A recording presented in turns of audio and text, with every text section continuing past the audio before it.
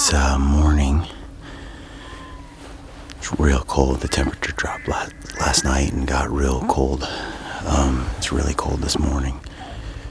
We're getting everything packed up. All we got to do is take down the hot tent. Everything else is pretty much loaded and ready to go. Chris has been calling intermittently all morning. And Ryan is posted up on that little hump right there, just keeping his eyes open just in case a moose is coming in before we roll out. So we got to grab our meat off the gravel bar, and then we're pretty much ready to go.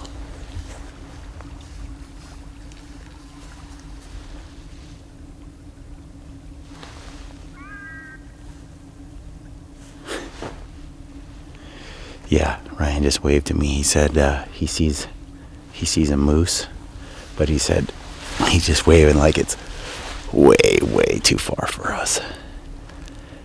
Too far away. But dang it. Oh well.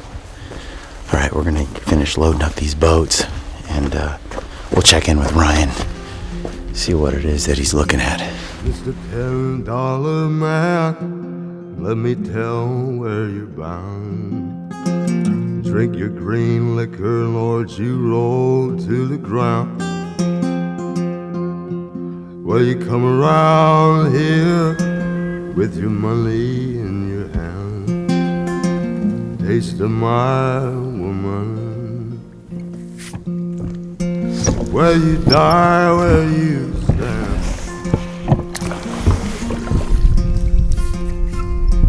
Well, the Snake Mountain Blue.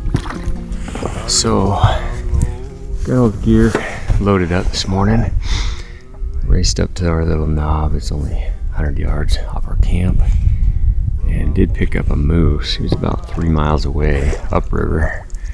He was a young bull. He was sublegal, but cool to see one anyway. So we're loaded. We're gonna grab the meat off the bar, and we got a lot of miles to cover. I think we're moving about 30 miles today or something like that, so we got a long float.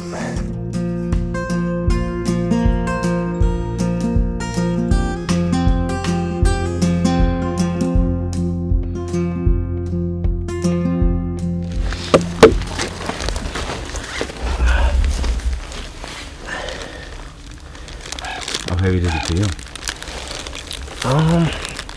Man, I don't know. That up again.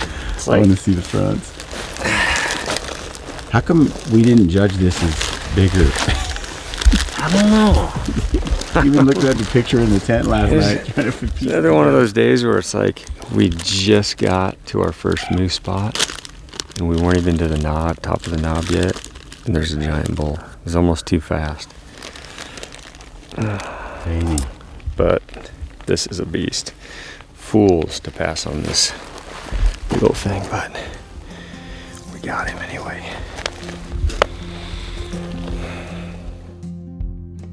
Well, my daddy, Lord, he rides on a long, homely train. The first wind's a winter, I see him again.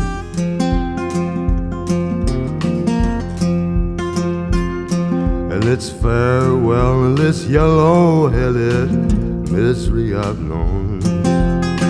Snake Mountain's calling me home.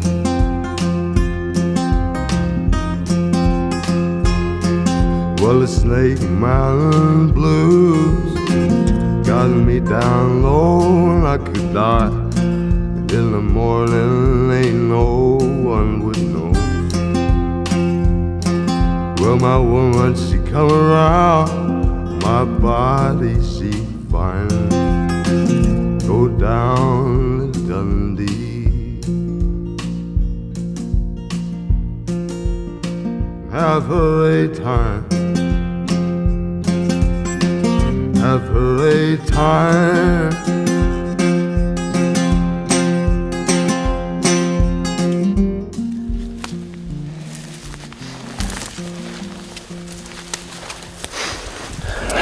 Well, we just we docked the boats down there, pulled them up to the gravel bar, and Chris is setting up camp. So Brian and I just boogied up to this knob. We got a really good vantage up here. You can see a lot. There's quite a bit of fresh sign down at the bottom. But we got a really good spot to glass tonight until it gets dark. And first thing in the morning. But it looks awesome up here. Looks really good. So I just gotta find him. This looks really good. Wow, now we can really see lots of little ponds and meadows.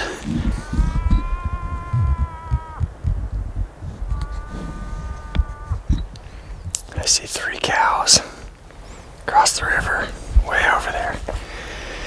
Hopefully there's a bull with them, because it's a spot we could get to.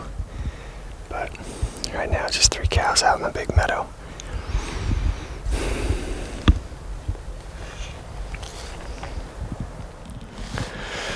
All right, well, we were just looking at those 3 cows, and I picked up a big old paddle in the trees heading towards them. So he's on his way. He's just to the left of them, working his way in. He looked like a good paddle. We'll see him when he gets out in the open, how big he is. He's got about 10 more steps and he's in the clear. He's just staying in the timber.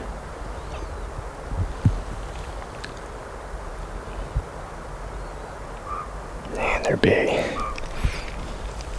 Oh, here he comes. 10 more feet and he's in the open.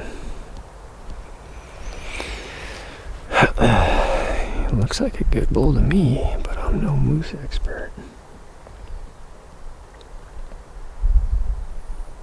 Dang.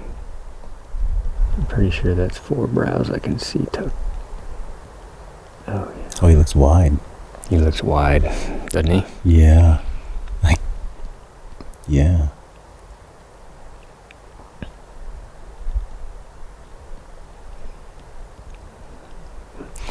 You know what I've noticed about moose? They're in no hurry to do anything. That moose I watched this morning, he stood in the same spot for 30 minutes, just like listening. We were like 3 miles away from him. I think he heard Chris with them big paddles. But he didn't move, really. There's no doubt that this bull has got to be 50 inches plus. But let's hope he's got 4. What time is it? It's almost 6. We don't have a lot of time. We don't have any berms we can get on this side of the river. So we won't get any elevation. We'd have to cross. There's really no elevation on these things. No. I don't want to blow them out.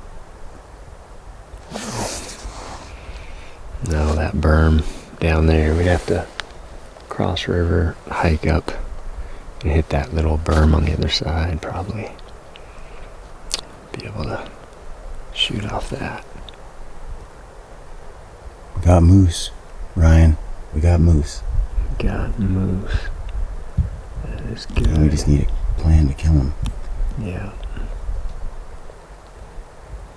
So we can't Cool. we can't bust. They're cool to watch. We can't bust over there tonight. You think? We'd have to zip those boats across real fast. And then run all the way to that knob. I mean, let's see. Let's determine how big he is The wind first. is at our back right now. Yeah. I thought I moved slow. These big bulls, they're so slow. They do nothing fast.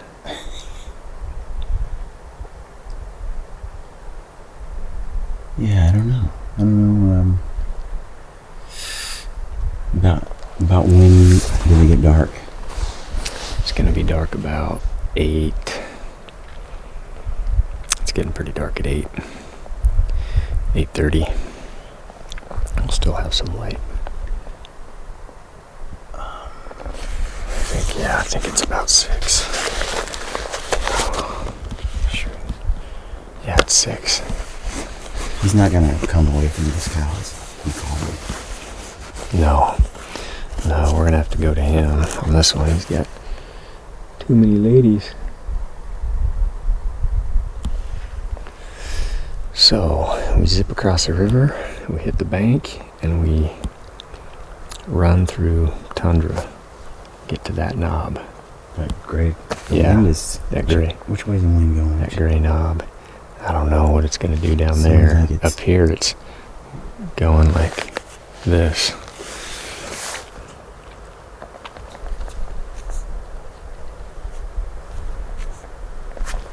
He's out in the open right now, but his head is turned back. I can't see those brows yet. He looks like a pretty good bull. Big old dewlap. He's only got 2 brows on his left side. Can't see that right side though. But he hears Chris from 1,500 yards away, probably, from where Chris is, at least. He definitely heard him. Yeah, he looks like a mature bull. Mm-hmm. He seems plenty wide. He's got 4 tines, 4 brows, and... Does he? I don't know. I can't tell. I can try and zoom in a little bit. On that right side of his.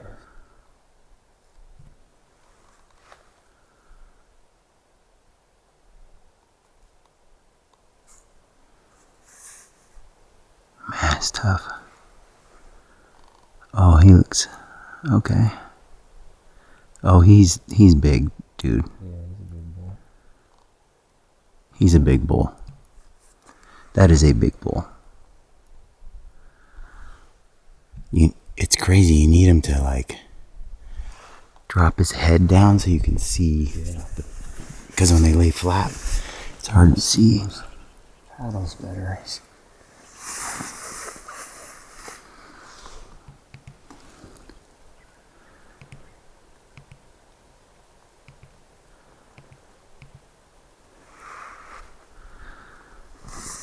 Look at the different coloration than Chris's. Wow, the sun is different on him too. It can change quite a bit just on the... Gosh dang it. Is it 3 or 4 on that right side?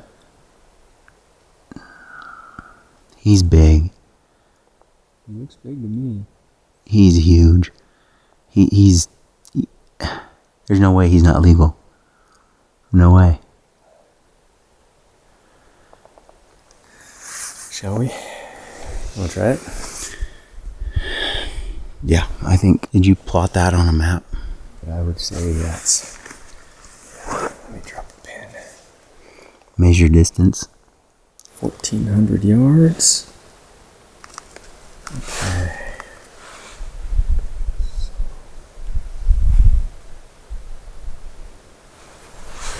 Drop the pin right where's that?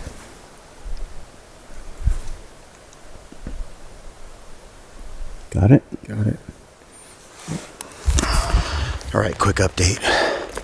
We bombed off the top of that mountain, got back to camp, and we've grabbed our pack rafts, and we're gonna make a play on that bull before the sun goes down. Just because we don't know where he'll be tomorrow. And we got the light, we got the time. We're gonna cram that stock in right now. Here we go. We're running.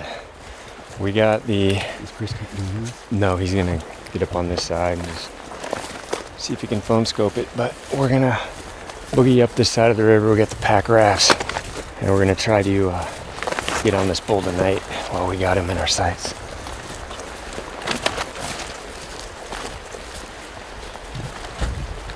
We actually don't have that far to go. It looks deceptive, like it's really far, but it's actually not. This side of the river's better than the other side. A lot better. It's open. Over there is thick and brushy, so we can cruise up this, cross in the pack rafts. We should be right on top of him.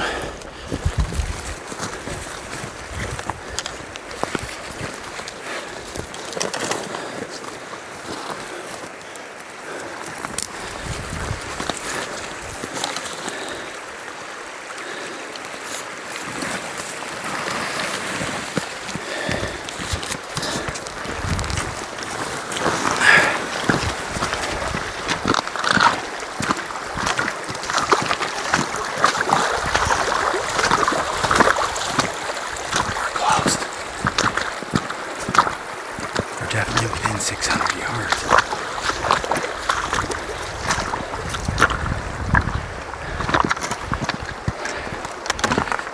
Right here. Alright, let's open those babies up and zip across these.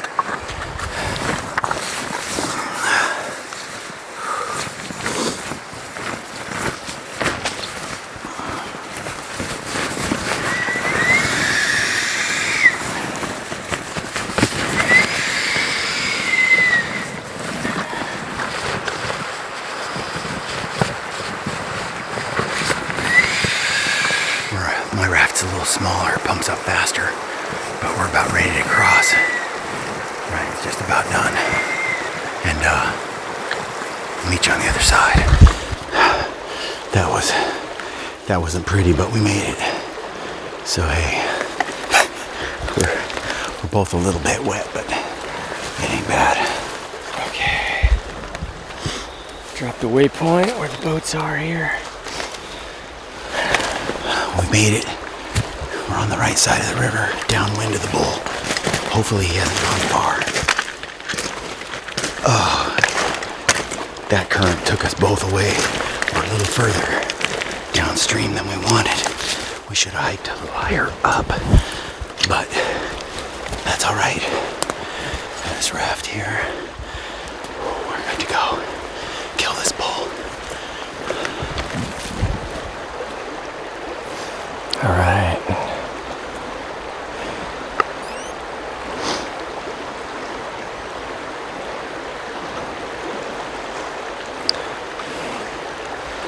That bull is straight this way, so our knob might be a little down. All right.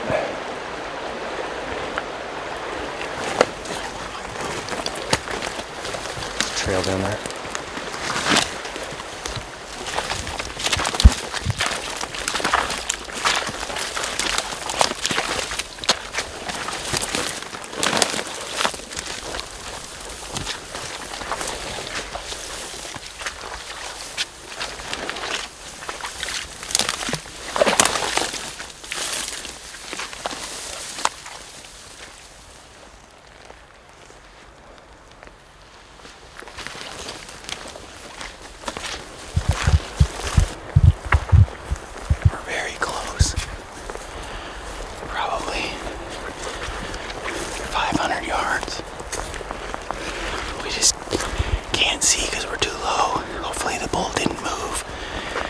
Still there.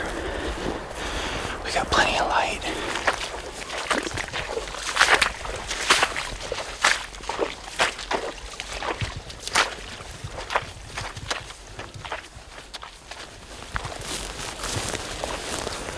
We're almost on top of this knob, and we should have a shot from here, but I feel like we're getting awful close. I think that they can hear, and it's not very quiet. They can hear so well, and there's no wind, no cover sound. Hopefully they don't hear us or spook.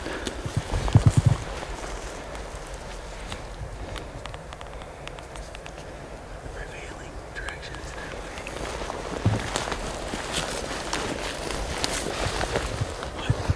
So this is the gray knob we were aiming for, right in front of us. We're just fingers crossed those cows didn't come too close to it when we creep over. We're hoping they're back kind of where they were.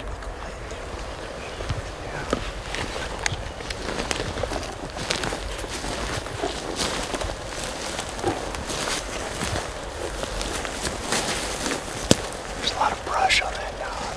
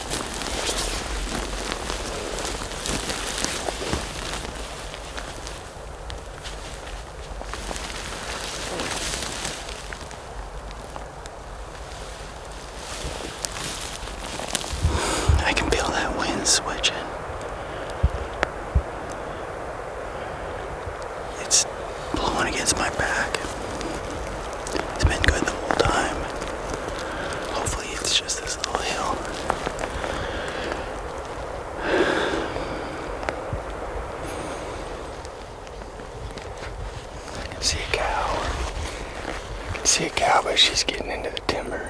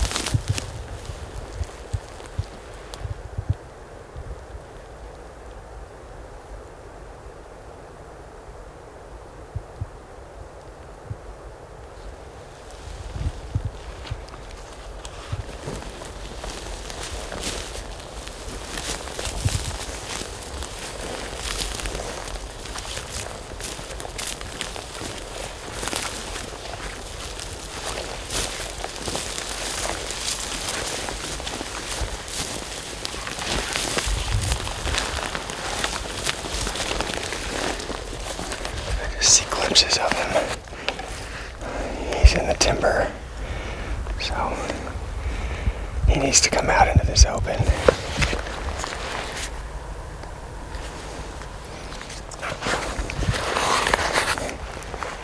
Get the gun ready. If he comes out in the open, we're good.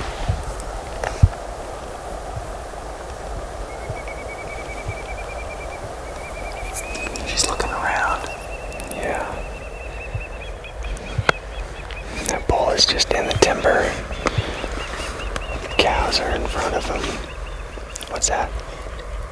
Wind's good. Wind looks good. I can see his paddle right now. I just don't know if he's gonna come this way. She's on alert. Yeah.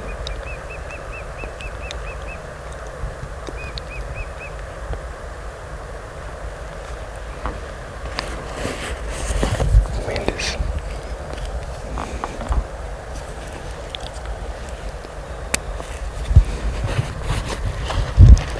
We live to fight another day if we don't blow this. yeah.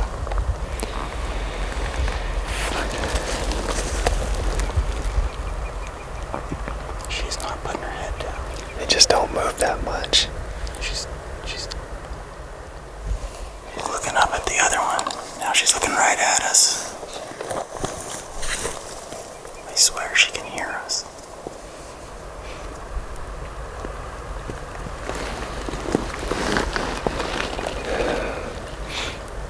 They just fed right out of the meadow. And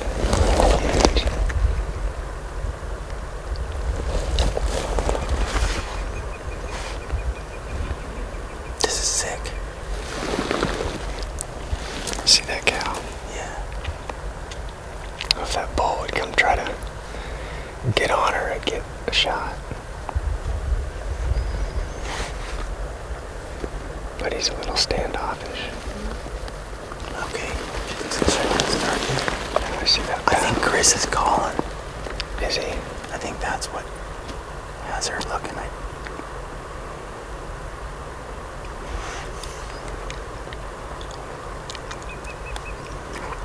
That could explain why the ears are perked Yeah. in his direction.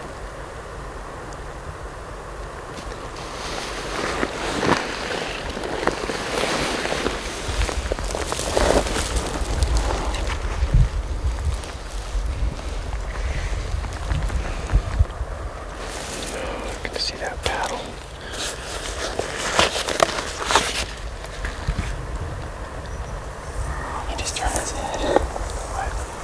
I said it. Dude, those are such big paddles. What? It needs so much bone.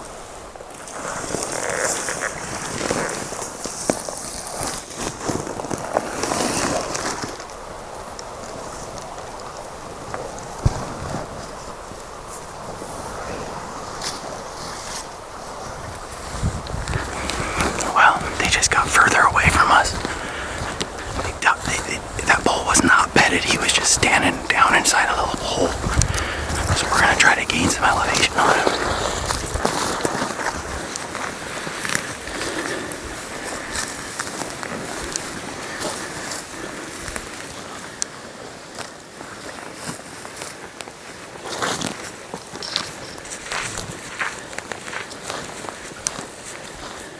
We can see him. We're going straight at him.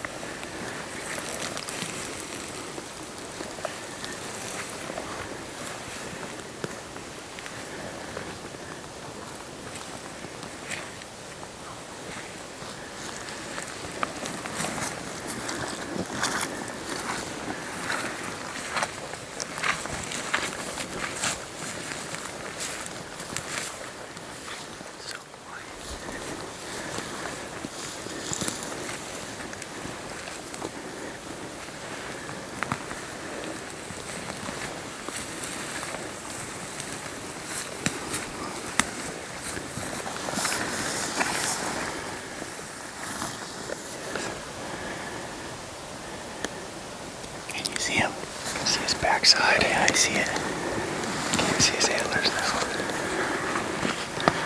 Just over.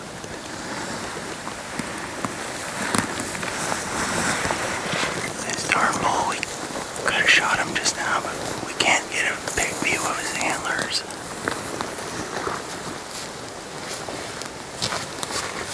And then he just walked off.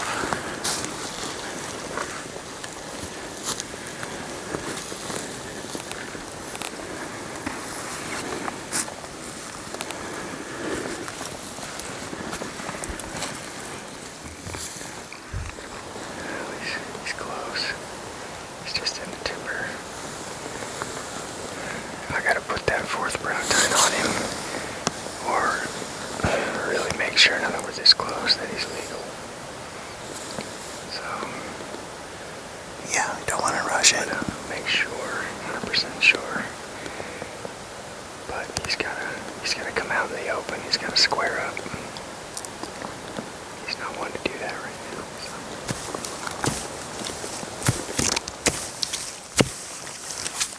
Let's hear your best. Let's hear your best. Careful.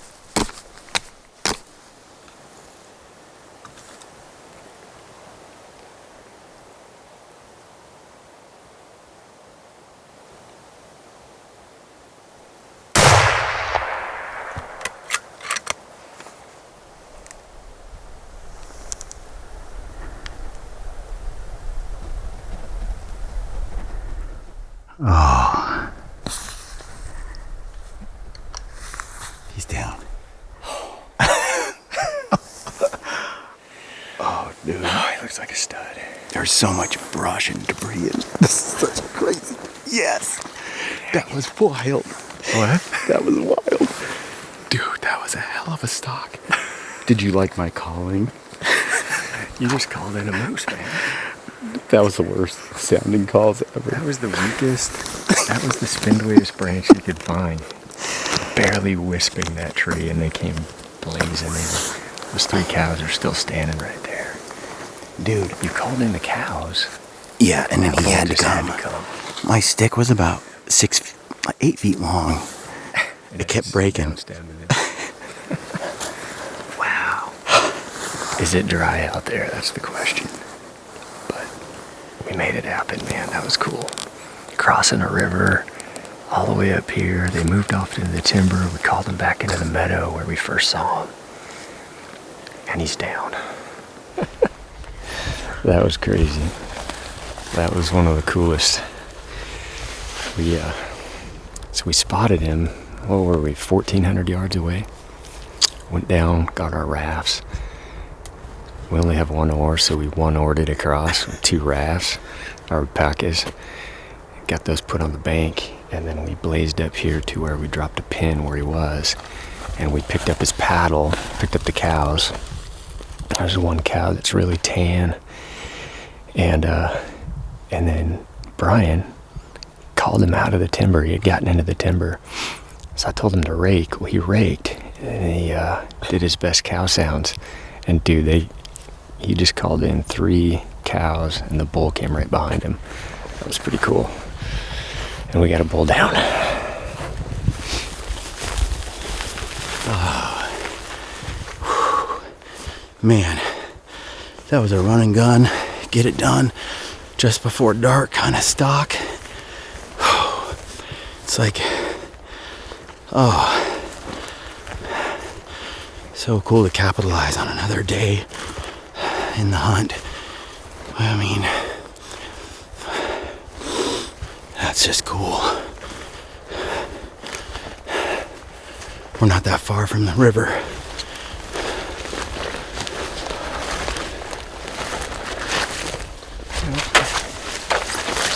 Not in the ground. Jeez, they're so big. Got a head on that thing. Holy cow.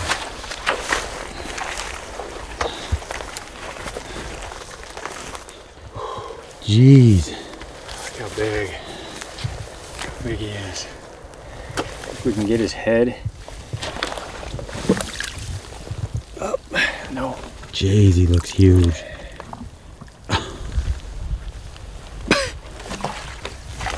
You look like you got it just fine. Don't bore me with it.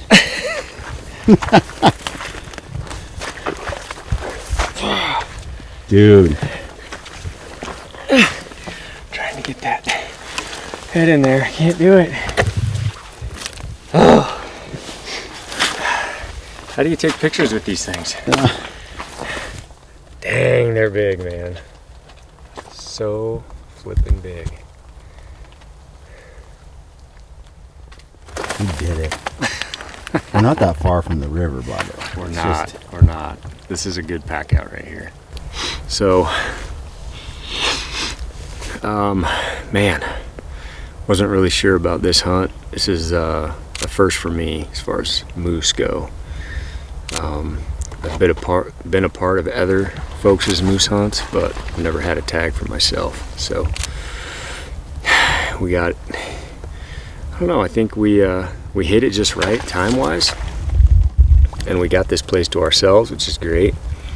I mean, these bulls are rutting. It's on, and having Brian call this one in was pretty cool to watch, and seeing from where we saw him, we can see our glass and knob way across there, getting all the way over here, and getting this bull out in the open, getting a shot was pretty hard to beat, I'll admit.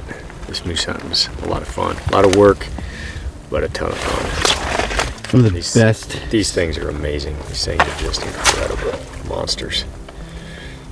So cool. Wow.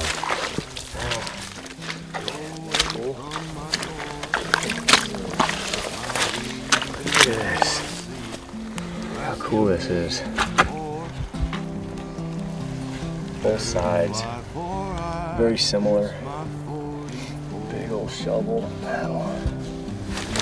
Dude, this is just all spikes. Such a cool. It's got the tines, shovels. All this going on up here. This will make you want to be a moose hunter. More than once.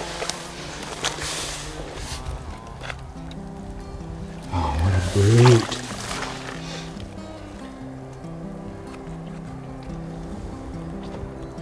This is just, words can't express. Oh man, no doubt. What a trip. What a trip this has been. Yesterday was deader than a doornail. We didn't see anything yesterday, did we? Caribou. No, that was the day before. No, No, we saw that a was group just of caribou yesterday. That's right. a few. No moose. And we saw that one cow right before dark. You saw a way up moose on the hill. early this morning. Yeah. But then we floated all day, packed all day, nothing. And then land here, moose, kill. Yes. Thing is So you just happen to go back to camp, grab those rafts, and zip across. That was fun. so far we've been able to use the rafts, have saved our bacon on every single, Every time. every If we didn't have animal these kill. rafts, we'd be screwed. We got to our little spot that we picked out from the other side where we wanted to get to. We figured we'd have a shot from. That didn't quite pan out. They had moved into the timber. So we skirted up, got a little bit of elevation to where we could see this meadow a little better. And man, that calling, I could see just movement in the timber. A little bit of raking, a little bit of calling. The whole group came out. And with those 3 cows, they got to 100 yards from us, if not closer. And that bull just couldn't help it. And he had to come and stand right here and stare at us. And he gave us that nice broadside shot, which is what I was waiting for. I could have shot him straight up the middle. That was close range. He was 175 again. And but I waited for him to get broadside, so he went down quick. He was just right here. Wow. But he's a beast. So one of the reoccurring things that we always have happen is that last magic hour or two before it starts getting dark, animals are moving, and you glass something up, like we glassed this bull up. And you're always like, do we have time? Do we not have time? And we figured we had about under 2 hours for sure, probably an hour and a half daylight left. And it's like, well, we could sit back and hope that he's there in the morning, or we just go for it, go as fast as we can, get here, get it done, get the shot while he's here. He hasn't moved off, and 9 times out of 10 it works. That you can get to places faster than you think, oftentimes. And I don't even know how many times we've hunted together now where we've got last minute, like, are we going to run out of light or not? We just go for it, and we end up killing that thing right before dark, and tends to work out. So we made a play, we ran, we booked it, and we got a great bull out of it. Who knows if he'd have been here in the morning? He may have moved off. They're all rutted up. He could have moved off and bedded up somewhere and didn't hear our calls or whatever. Just got away from these cows. But we did it. Better fly for I reduce my 44.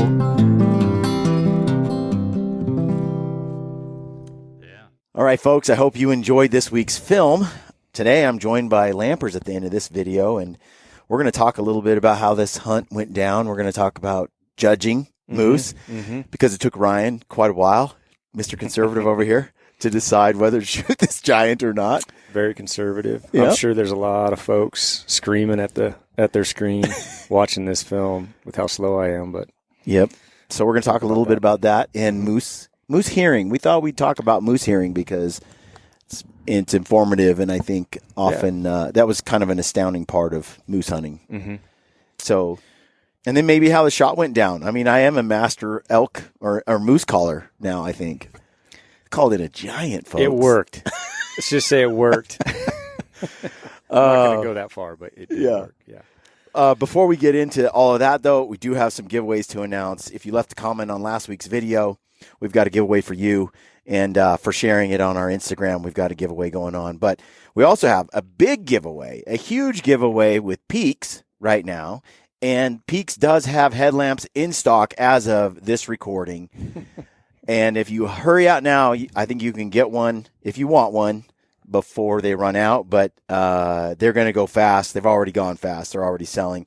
But there's a big giveaway. We have a $6,000 hunt package. Usually Brad is here to sort of ramble those off. So, but in the package, we have a PSE bow. We got Black Eagle arrows. We got Peaks teepee, gaiters, the Duo headlamp, poles. We got Stealthy products, glassing pad, rifle covers. We got Initial Ascent backpack, Everly stock harness, vinyl harness, canvas cutter, all in Digiscope, crispy boots, big old package worth more than $6,000. To be entered to win, just use the code GRITTY over at Peaks, and every $10 you spend over there gets you entered to win the big package. It also gets you a discount. Whenever you use the code GRITTY at Peaks, you're going to save 10%, I think, sometimes more. So use the code GRITTY over there. And then another big package we have going on right now, big giveaway, is with Gritty. Every time you buy a Gritty hat or a Gritty shirt or a Gritty sweatshirt like what I got on right now, you'll be entered to win a brand new Weatherby 6.5 RPM Mark 500 rifle and topped with a Leupold scope. So big package over there. We're going to announce the winners for both of those next Sunday. So get on over there if you want to be entered to win.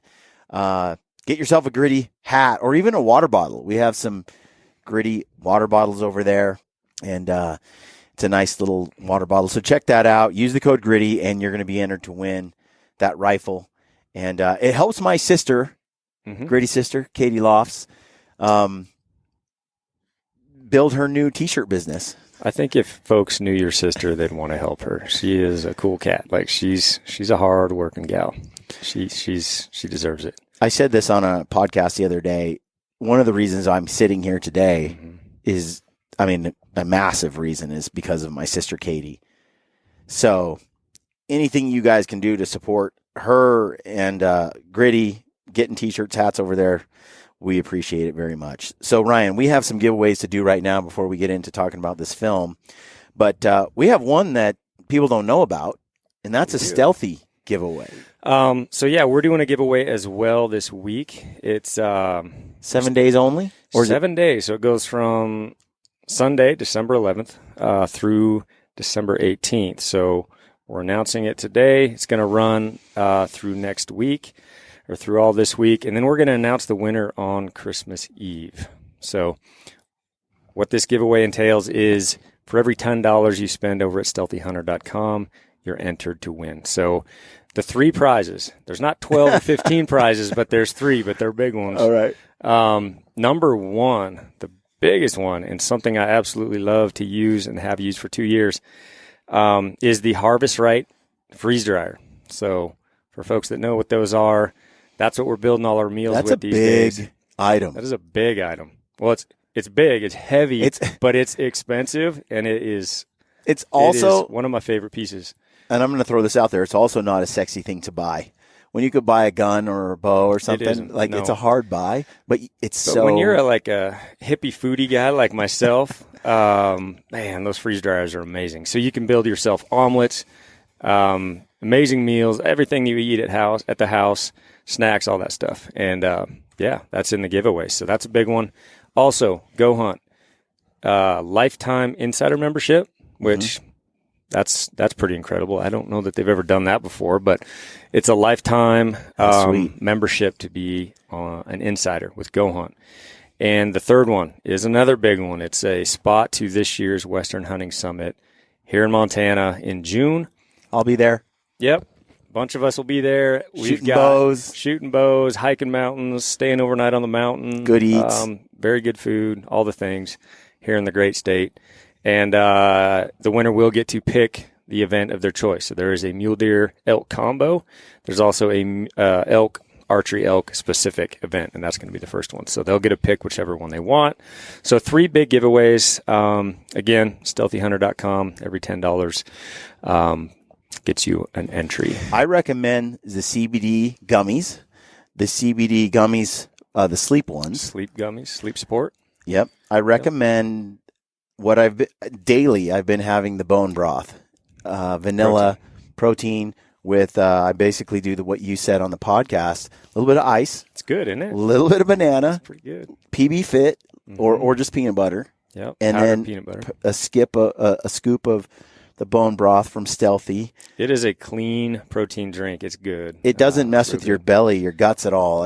It's digests bloating. clean. Easy out the door in the morning. Way to get all them vitamins and everything you need for the day. Impressed with that. And then, of course, if you don't have a Stealthy rifle cover, glassing pad, I just saw a box of glassing pads come through the front door here at Ryan's house. Yep. So, get on over there and be entered to win. You only have 7 days, and then you'll announce at Christmas Eve who those 3 winners are. It's 3 separate winners. 3 chances to win? No, it is one winner wins all 3. So one takes all. It's a winner pretty takes big, all. That's a pretty big giveaway. So, yeah. And it helps Ryan and Hillary keep doing what they love. All right, Ryan is randomly scrolling through the YouTube comments. I just want to say right now, thank you. Whoever we pick is going to win a pair of sheep feet. And if you don't have a pair of sheep feet orthotics, they're well worth it. Check it out. Use the code GRITTY over there, and you're going to save. Ryan, you've been wearing them for a couple years now. A few years now. Yeah, I've been wearing them for a while. Love them. They're in all my boots. They're an excellent product. So, all right, Ryan, who do we have? Who's our winner? Oh, let's see. Gosh, there's a bunch of them. I guess. Ryan likes all this awkward stuff. Always enjoy your hunts. This is from Scott Brewer. Always enjoy your hunts. I think because of your honesty about what the hunt is and your conscientiousness with the animals and each other. Thanks. Scott Brewer. Right on. Thank you, Scott. You are the winner of a pair of sheep feet orthotics. So hit us up at our email, which is grittybowman@grittybowman.com. And we'll get you in touch with Sheep Feet. They'll get your size. They'll send you out something to get a custom imprint of your foot, and then they'll ship back to you your orthotic. And I like the single layer foam more than the double. That's what I'm wearing too. Yeah. It's the one I would recommend. Yep. They're both, you can talk to them about it and get whichever you want, but I like the single. Okay. So the winner for Instagram is Ethan_Ray16, and Brad selected this one out of all the many that were shared. And I got to tell you, the Instagram shares have been freaking awesome. Yeah, love it. You guys are going the extra mile, taking screenshots, building little videos. Clips. Yeah, it's cool. It is cool, and it does help us promote our films a lot when you guys get involved like this, and it's just fun for us to receive it. So Ethan said, Sunday means a new gritty film. Great for when it's cold outside and you're stuck on the couch. And then he tagged Brian_Call, Stealthy Hunter, and Brad W. Hunt. And then we're able to share these on our own channels as well, and we really appreciate it. So, Ethan, you are now a Go Hunt Insider member. You've got a membership there. So hit us up at grittybowman@grittybowman.com, and we'll get you that insider membership set up right away. And you can start using it to figure out your tag and application Tis the strategy. season. That's perfect time to grab an insider membership. It is. Yep. So this week, if you will leave a comment on this video that you're watching right now, critique Ryan's hair or just talk about. My wife always does, that's for sure. That's always the first thing I hear every time a video drops is, oh gosh, your hair. It's so dirty. Why don't you bring a brush?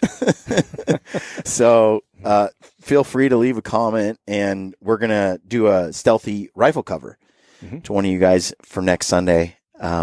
Yep, pick a color and we'll send it out. Yeah. And then if you'll share it on Instagram and tag us like usual, we're going to do, what we're going to do?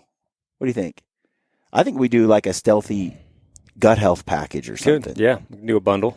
Little gut bundle. Health bundle. Comes with, a couple Immune Pro buys, some Restore, some Digest, some Detox, all the things. Yeah. Good for the gut. All of that. So share it, and that's that. We'll pick somebody next week, and that's what we'll do. So let's move on now. We got that out of the way. let's talk about this hunt. Okay. Okay, let's start with moose hearing, their ability to hear. I was telling you this morning when you were watching the film, and I was pointing out the moose ears. Oh man, it's cool to watch.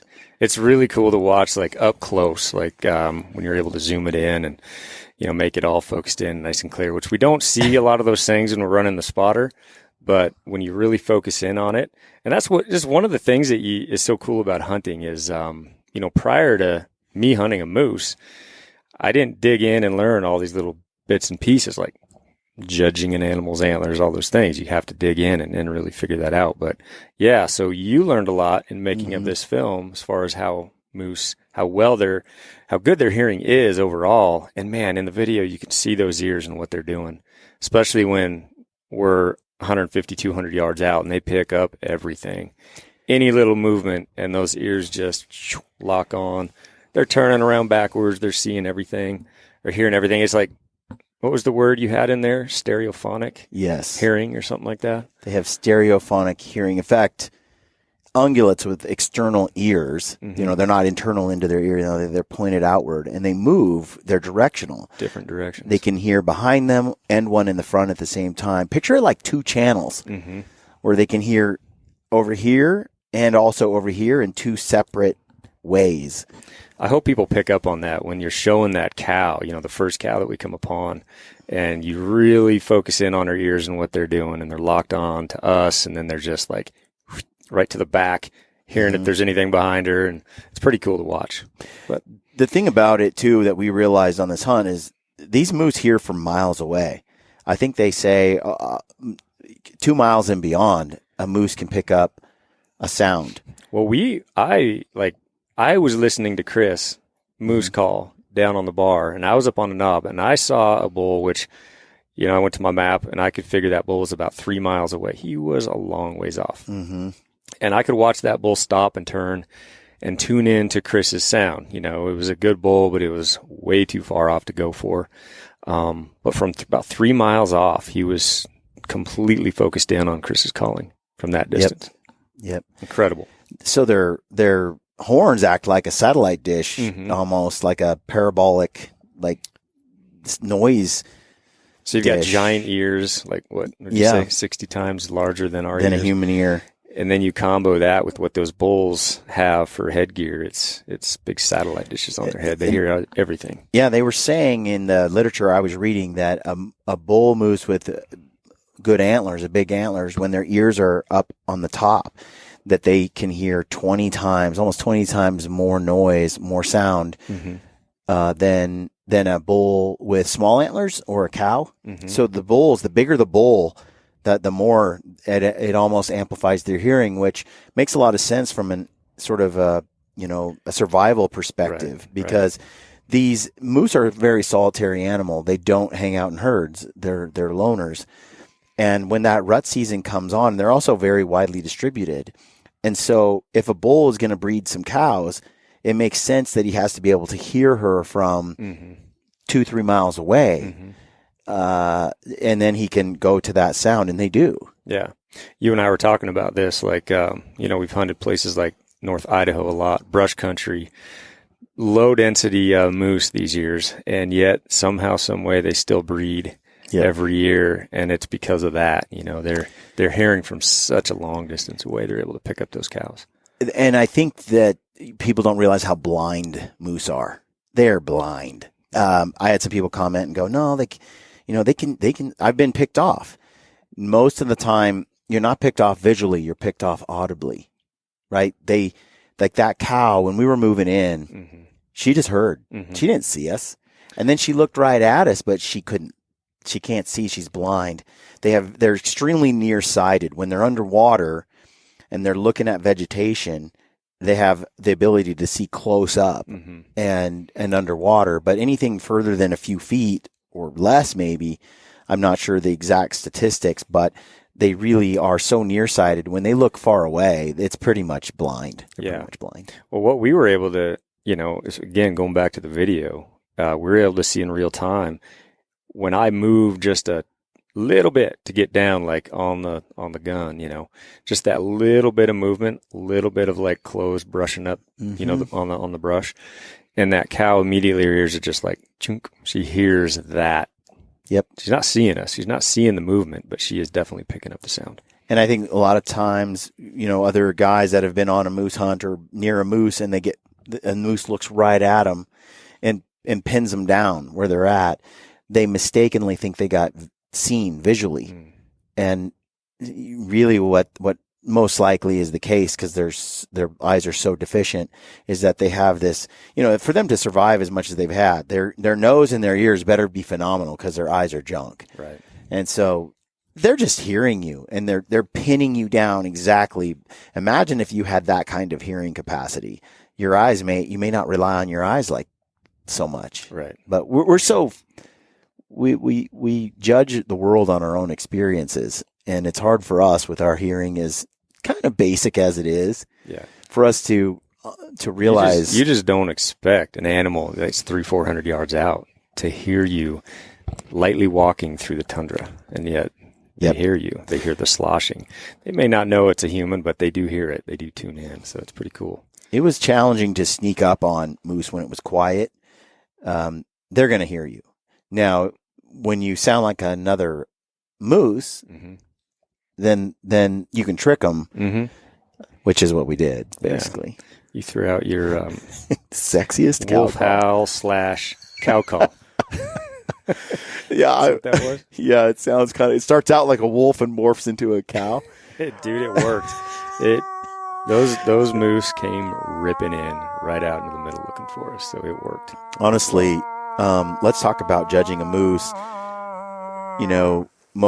If you've watched our films for a while, you realize how patient Ryan is, and he takes his time. He's methodical, and tell us about because you definitely. I mean, this moose is giant, okay, and yet you still wanted to verify that it had 4 brows. Look, I am so freaked out. Like going into this hunt, like I did all the research, how to judge them the best of your abilities. Because when there's a width restriction, I want to be so overly cautious. I don't want to screw up. I don't want a mistake. I don't want a violation.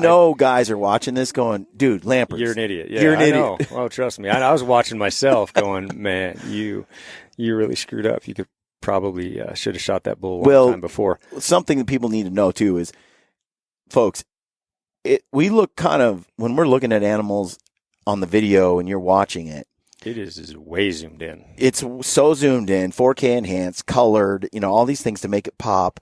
And so what you're seeing, keep in mind, we're seeing a dot, a lot of times out there with our optics and stuff. And what we're doing at home, enhancing it on the computer, isn't exactly what we're seeing when we're out there. So in hindsight, when we watch film, we're like, well, what were we thinking?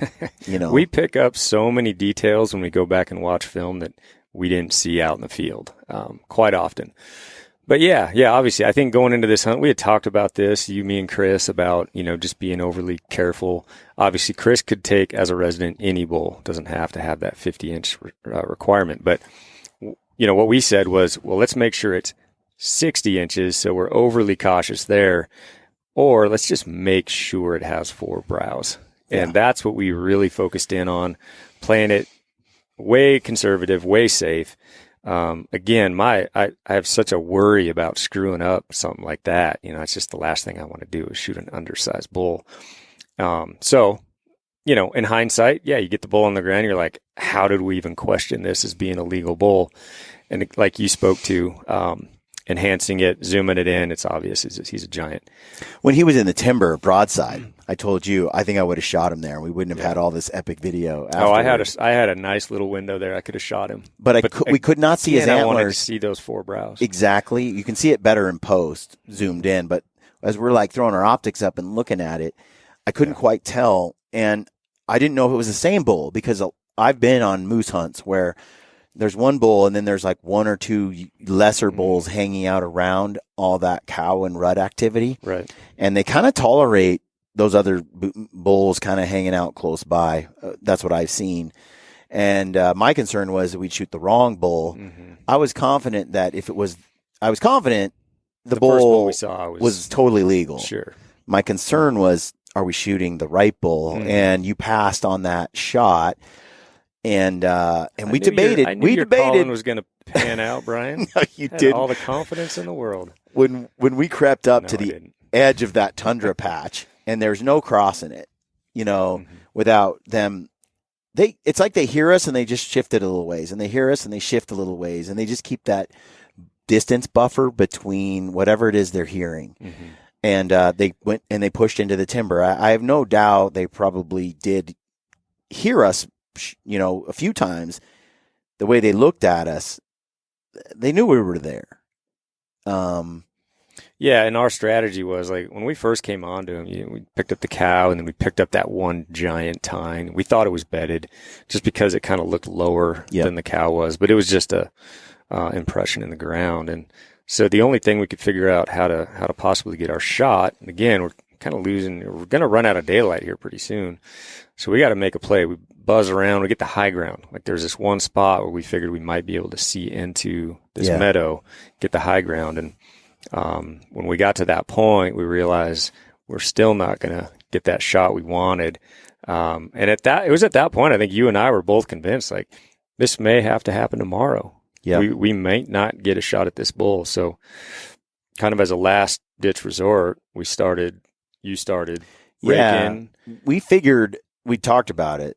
Well, if we make a bunch of moose sounds and they don't respond, fine.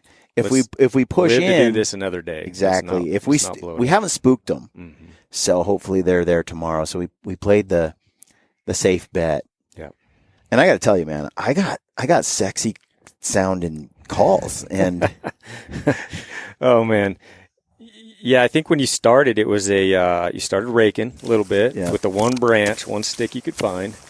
That didn't get them like racing in, but then as soon as they picked their heads up, they noticed it, they heard it for sure. But then as soon as you started with that cow/wolf call, dude, they sprinted out of there like looking for us. Those 3 cows just came ripping right out and got to well inside of 100 at some point. Yeah, I want to say 70, 80 yards is where they were. And my only worry was they're going to get too far before that bull pulls in, and because our wind was kind of cutting aside a little bit towards the meadow, and I thought another 10, 15 yards, and we're really going to be on the edge of them picking up our scent. Yeah, I'm raking away, man. I'm like, let's bring this sucker in, and I can see the cows getting really close, and I know the wind, but I figure we got a little ways to go. You're getting a little nervous. You're over there going, that there's cows right there. And I'm like, I know. And finally you're like, stop. That's enough. And I'm like, all right. So next thing you know, it's funny. As soon as I stopped raking, the bull was like, okay, and he just started marching in. Yeah, he only let those cows be out in the middle of that meadow for so long before he decided he was going to come check them out. Mm-hmm. And what you can't see, like, it's always hard, talking about the shot and whatever. I am quite a ways. I'm quite a few yards to the right of you and the camera. And in front. Yeah, in front. So I'm over here. You're over here, kind of behind some timber, doing your raking and calling, and camera's back here, trying to do 3 things at once. And I'm quite a ways over here. So when I go back and I look at the shot, like when I watched it this morning, I was like, I remember that differently. That bull was a lot more broadside. Well, he was more broadside from where I was. Yep. Where I was, he was broadside. But in fact, where the camera angle is, it looks like it's much more quartered than where I was. Yep. Because I'm raking, and I have the camera zoomed in on you that's filming you. I'm doing 3 things. I'm raking a tree. I've got the big camera lens like this, and I'm like leaning back. In fact, I have the screen pointed this way, and I'm operating it from behind. So now and then you see my hand go in front of the screen, and I'm raking. And then I have this other one I'm picking up, and I'm filming Ryan. And then I'm like, oh, no, I got to switch to this one. And I film the moose, and then I film Ryan again. And the whole time I'm trying to do all of them at once. Well, when it comes out into the meadow and I zoom in and I got the bull and he's just standing there, and I'm thinking, okay, Ryan's going to pancake him right there, right through the chest. And of course I'm like, or, Ryan's not, because that's what Ryan does. He'll wait for a broadside. I have no idea for sure, but I want to make sure I have the camera ready at all times. Mm-hmm. And then when he starts walking, and he walks, and you don't make any sounds. You don't stop him. You don't do anything to try to slow him down. And I'm watching. And as he comes by, I have no more room. The camera has a tree here. It's just a wall. I will lose visibility, although you'd have a lot of shot angles, and then I won't have it on film. Mm-hmm. And he was walking at an angle, so I was like, it's now or never. I got to stop him right here, and hopefully Ryan will take that shot. Otherwise, we'd have to reposition, or you'd shoot it off camera. Lots of things could go wrong.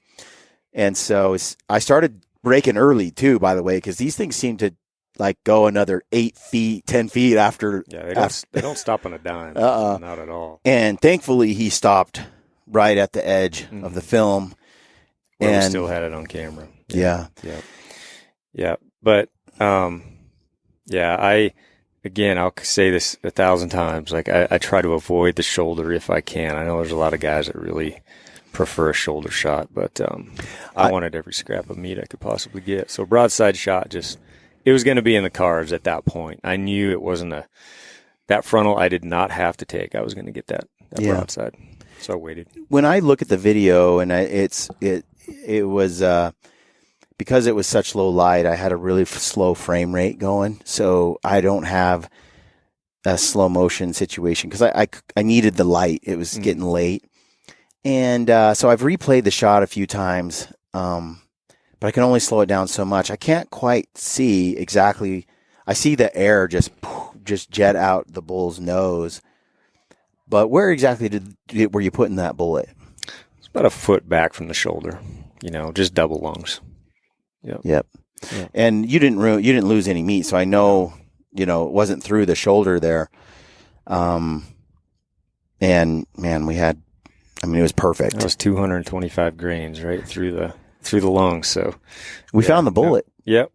No meat loss. We did find that bullet perfectly mushroomed out on the opposite side hide. In the hide. That's how thick that hide is. Crazy. So in hindsight, now that you're officially a moose hunter, and you watch this film, what's your overall takeaway of this experience?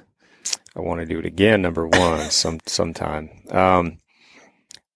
Like I said, I think once you hunt an animal and you really learn all the little intricacies, the behaviors, and just how cool moose are, and caribou as well. It's a combo trip. You really you learn a whole new respect for them. You get a whole new respect. So I would love to be able to do it again. If that doesn't happen, it's fine. I got one heck of a bull out of this trip, and I don't think this trip could have gone any better. All the different experiences we had from the rafting. You can see the river we rafted was incredible. The amount of meat we took away from this trip was unreal. We've been eating a ton of it. It's amazing. And hunting those animals the way we did, finding vantage points, putting glass to them, and then stalking them, crossing rivers, all the things that we kind of do with all the other animals we stock that we hope to do.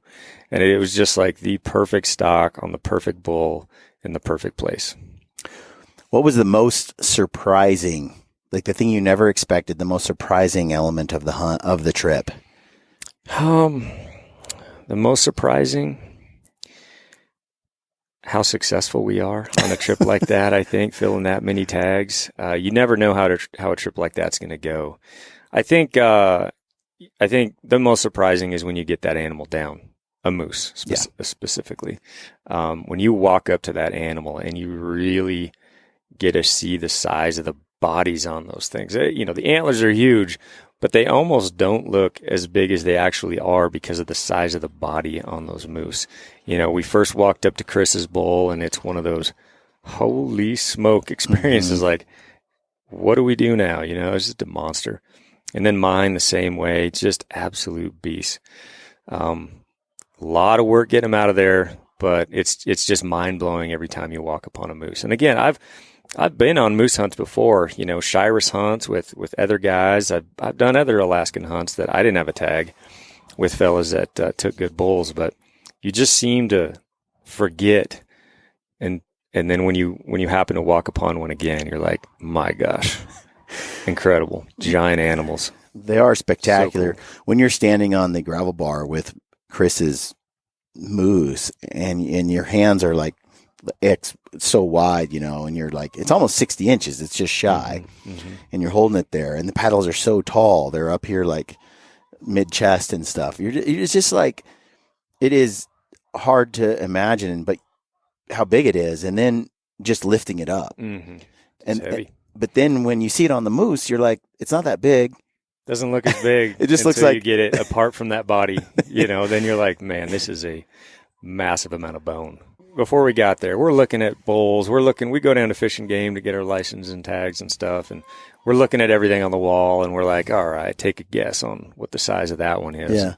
Yeah. Some of the things that we learned, now that there's this size restriction, 50 inches, that inside spread, what I've deduced is like, it's 27 to 32 inches is what most guys say. There's a range there, 27 to 32, where that rack kind of curves up on the inside. So knowing that, I would always go on the conservative side and say, okay, 27 inches. 27 inches, let's take that. So you need a dozen inches on both sides. A lot of folks will say 30 inches, you need 10 and 10. And then you got extra when you got those tines that are kind of pushing away from those paddles. So we wanted to make sure we had a dozen inches on each side as far as the paddles go. Plus when you have a bull that's got tines that kind of jet straight out, that adds a lot of inches fast. Right, it does. Which this bull did as well. So, that's kind of the things that we were looking for. But, if you get a 27-inch bull on the inside and you only have 10 and 10, you're at a 47-inch bull.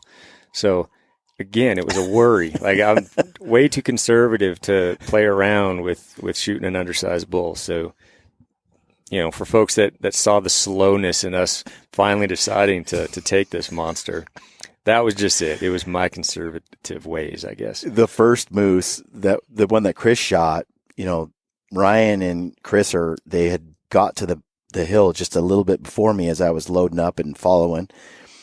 And so I'm hustling up the hill and they're like, big moose, big moose.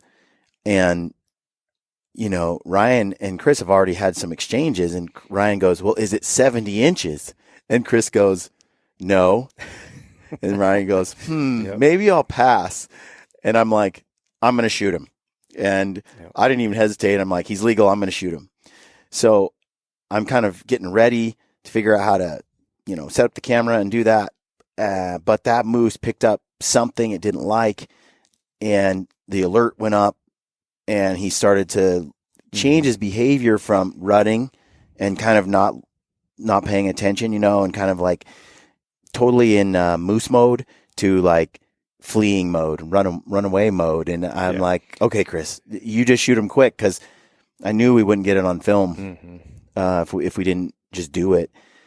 And, but for you were like, look, I haven't done this enough and I'm not comfortable with taking that moose. But once you saw it, even Chris was like, well, Chris is terrible. He's probably legal. Like he's probably right there. Maybe 52. I took one look and I'm like, oh, that is a big moose. Well, I was like 52. That's way too close to the line for me. I'm passing. So, but yeah, when I first saw that thing bedded, he looked huge. Well, then he stood up and guys have seen the video. It looks smaller when they're staring straight at you with that giant body, linebacker neck. The moose paddles actually look smaller when they stand up and they're like facing you. It plays with your eyes too, because if you guys watched the video with Chris's bull, the paddles have the same patina, the same coloration as the whole antler, because they're not cupped. The paddle isn't cupped, and Ryan's bull, the paddles aren't flat. They're cupped a lot with these massive tines, and that cupping makes it so the velvet that's there and the antler itself, every time Ryan's bull would rake, he's not getting that pitch to the inside of them paddles. Like the bone is staying white, more flat out. Yeah, exactly. And so you have like this white paddle contrasted with these black tines and other edges, and when you're looking at your bull from far away, the white just stands out and looks doesn't blend, looks big. Look, well, yeah. And again, I watched this morning watching the video when we first laid eyes on that bull, and he's over there and he's kind of in the timber and he hasn't come out and we haven't really seen him yet.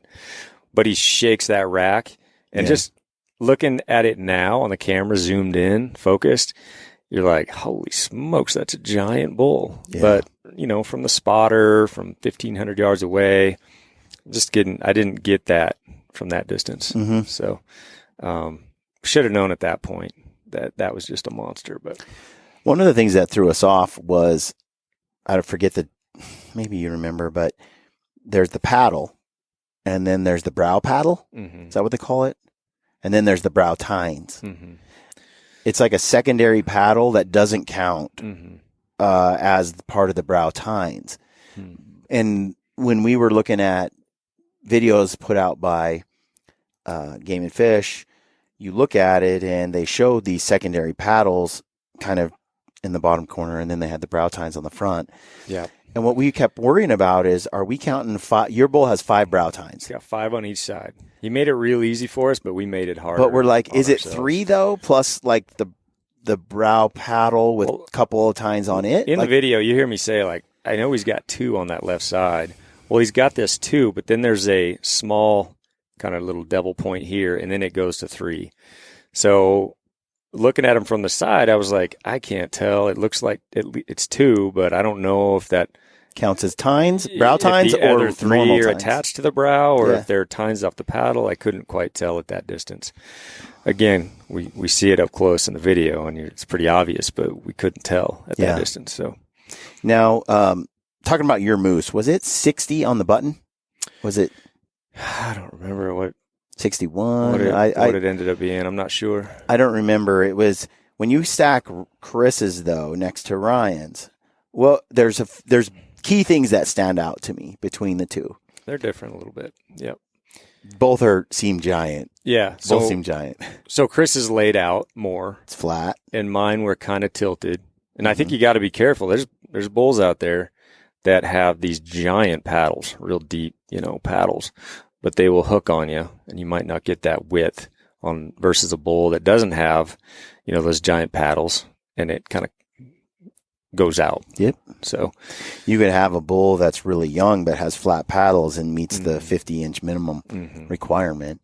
Yeah. I would say your bull, so body-wise, your bull was bigger, even though the video, it's hard to tell.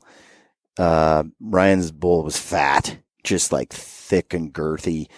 So was Chris's bull, but yours had that older. It was just older. And the other thing with your bull was the mass coming out of the bases was strikingly larger than the mass coming out of Chris's bull. So again, that would indicate age. Yeah, and the other thing, is those horns they're droopy a little bit. They come down off those bases instead of going perfectly straight out and then up. They kind of come down a little bit, which is a sign of a big bull, which is something we learned as well. The bigger the sag, the bigger the bull, the heavier the rack, all that stuff. The tines on your bull just outclassed the ones on Chris, but Chris's paddles were significantly thicker and wider than your paddles. Yeah, they had a thickness to them. Like the paddles plywood, themselves like had an inch and a half plywood or something. Yeah, and the way they laid out, they got all pitched up in those pines and colored up, which was pretty cool. I love the color of Chris's bull. It's really hard to compare the two because they almost are inversely related to each other. Because yours, the tines come out and then they hook up like a bucket on a backhoe or something. That's the favorite part. My favorite part of this bull is his brows on the front. Those 5 brows off the front there. Well, Chris is stare at those big old suckers as I floated the river the rest of the trip, and those big old brows just sitting there. It was pretty cool. Yeah, Chris's brows kind of lay out flat almost. They curve up a little bit off of the paddles. Yours come almost a 90 degree. And so when the bull is up, he's got these devil spires, just a ring of them, where Chris is kind of laid flatter. And so yours, when it gave us certain looks, you're like, oh my gosh, there's so much horn there that you don't see if he looks straight down, the paddles aren't as big as Chris's, so he doesn't look as big, and his horns are pointing at you. His brows are pointing at you because of that 90-degree turn. Then when he picks them up, then the paddles disappear, but the horns curve up in the front, the brows, and you're just like, once you see him at some certain angles, you realize, holy moly, he's big. Yeah. But I love seeing those big old moose now. I'm so addicted to looking at moose paddles now that I've done it. Just other people's bowls and pictures and whatever. I love the ones that have those tines that come off those fronts, that lower part of the paddles and off those brows. Something really attractive about that. I love it. Well, if you're still listening to this or watching, we appreciate all the support you guys are giving us. Hopefully you found this conversation interesting.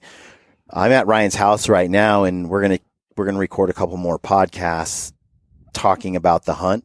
We've had a lot of requests about logistics to do a hunt like this. Cost. There's some intimidation, I think, for a lot of people going to Alaska, getting up there, especially a float trip. Some intimidation there, and then getting back and getting your meat back. I think that's the number one. That's a big piece that everybody has questions about. And we learned a lot, and we know the costs, tricks, tips for doing that. So we'll talk about that on a podcast. We'll drop that later this week. So if you're watching this on Sunday, just look throughout the week and you'll find some updated shows where we get into more details, have a conversation kind of like what we're having now. And look forward to that. Don't forget about our giveaways. You got 7 days to get in on the Harvest Right giveaway with freeze dryer with Stealthy. Yep. Western Hunting Summit Pass and a Insider membership lifetime. Go shop over there. Leave a comment on this video and win a rifle cover from Stealthy. Don't forget about our gritty hat and shirt rifle giveaway right now. We're going to announce those winners on Sunday. So you have basically a week to get in on that. And the Peaks deal, you have a week to get in on that. Use the code GRITTY over at Peaks. $10 gets you entered to win the big prize package. And we're going to announce all those people. We're going to select them and then announce them on Sunday. Thank you for tuning in. And as always, stay gritty.